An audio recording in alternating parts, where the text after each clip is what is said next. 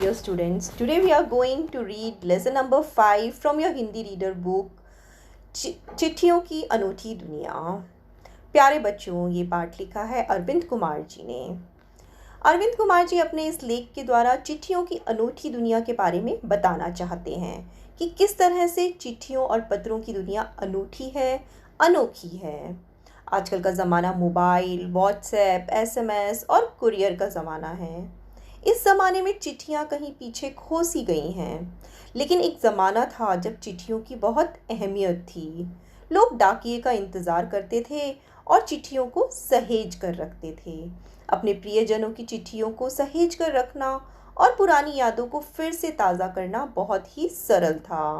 प्यारे बच्चों, SMS, WhatsApp के मैसेजेस में ये सुविधा उपलब्ध नहीं है। हम ज़्यादा दिन तक ये मैसेज सहेज कर नहीं रख सकते हैं, लेकिन चिट्ठियों में ये स्पेशल एक पॉइंट हुआ करता था। लेखक ने चिट्ठियों की महत्व के बारे में बताया है कि पहले किस तरह की चिट्ठियाँ होती थी। प्यारे बच्चों, आइए देखते हैं इस लेसन का सार। प्यारे बच्चों, लेखक पत्र की महत्ता बताते हैं कि आज का युग वैज्ञानिक युग है। मनुष्य के पास अनेक संचार के साधन हैं, फिर भी मनुष्य पत्रों का सहारा ज़रूर लेता है। वे कहते हैं कि इनके नाम भी भाषा के अनुसार अलग अलग हैं। तेलुगु में उत्तरम, कन्नड़ में कागद, संस्कृत में पत्र, उर्दू में खत, तमिल में कड़िद कहा जाता है। आज भी कई लोग अपने पुरखों के पत्र सहेज कर रखे हैं।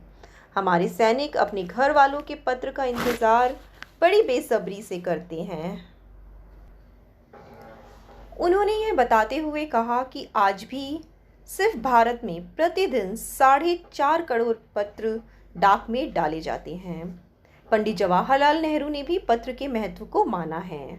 लेखक कहते हैं कि 20वीं शताब्दी में पत्र केवल संचार का साधन ही नहीं, अपितु एक कला मानी गई है। इसे पाठ्यक्रम का हिस्सा बनाया गया तथा कई पत्र लेखन प्रतियोगिताएं आयोजित की गईं व आज भी की जाती हैं। लेखक का मानना है कि इस संसार में कोई ऐसा मनुष्य नहीं होगा जिसने कभी किसी को पत्र न लिखा हो।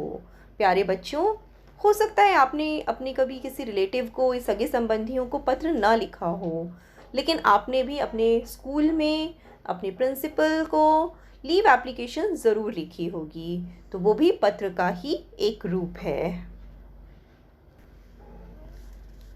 पत्र सिर्फ एक संचार का माध्यम ही नहीं है, ये मार्गदर्शक की भूमिका भी निभाते हैं।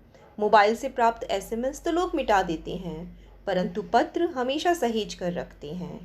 आज भी संग्रहालय में महान हस्तियों के पत्र शोभा बने हुए हैं। महात्मा गांधी जी के पास पूरे विश्व से पत्र आते थे और वे उनका जवाब तुरंत देते थे। रविंद्रनाथ टैगोर और महात्मा गांधी के पत्र व्यवहार को महात्मा और गांधी के पत्र व्यवहार को महात्मा और कवि के शीर्षक से प्रकाशित किया गया है। भारत में पत्र व्यवहार की परंपरा बहुत पुरानी है। सरकारी की अपेक्षा घरेलू पत्र मुख्य भूमिका निभाते हैं, क्योंकि ये आम लोगों को जोड़ने का काम करते हैं। चाहे गरीब हो या अमीर, सभी को अपने प्रियजनों से प्राप्त पत्र का इंतज़ार रहता है। गरीब बस्ती में तो मनी ऑर्डर लेकर आने वाले डाकिये को लोग देवता समझते हैं। अंत में वे कहते हैं कि अत्यधिक संचार साधनों के होने के बावजूद भी पत्रों की अपनी एक महत्वपूर्ण भूमिका है। तो बच्चों, इस प्रकार अरविंद कुमार सिंह जी ने इस लेसन के द्वारा आपको पत्रों का महत्व समझाने की कोशिश की है। मुझे उम्मीद है आपको ये लेसन अच्छी तरह से समझ में आया होगा। धन्यवाद।